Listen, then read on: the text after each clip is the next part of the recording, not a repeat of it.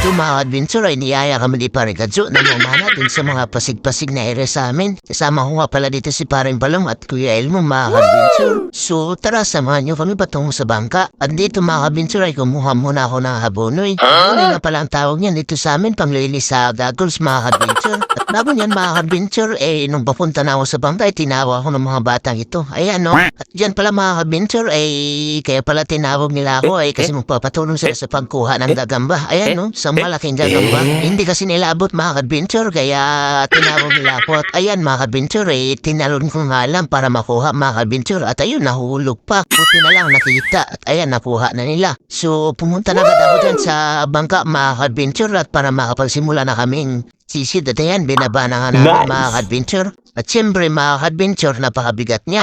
Kaya naman pinagtulungan na namin. At ayan nandito na kami sa bangka mga adventure. So ready na kaming pumunta dun sa area.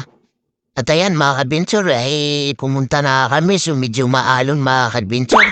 Kaya naman dandahan na kami.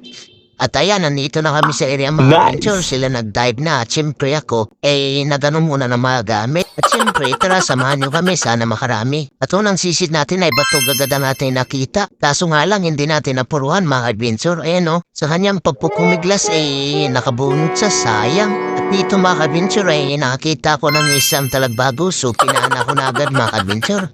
At dito naman ay isang baraka ang ating nakita. Ayan o. Nakatsilong sa ilalim ng corals. Isang masarap na pangsabaw mga adventure. At dito ay nakakita ko ng isang isda sa ilalim ng butas. Ayan no. At sa aking pagbunot mga adventure ay isa palang unicorn fish. Masarap sa pang-ihaw mga adventure. Ayan no.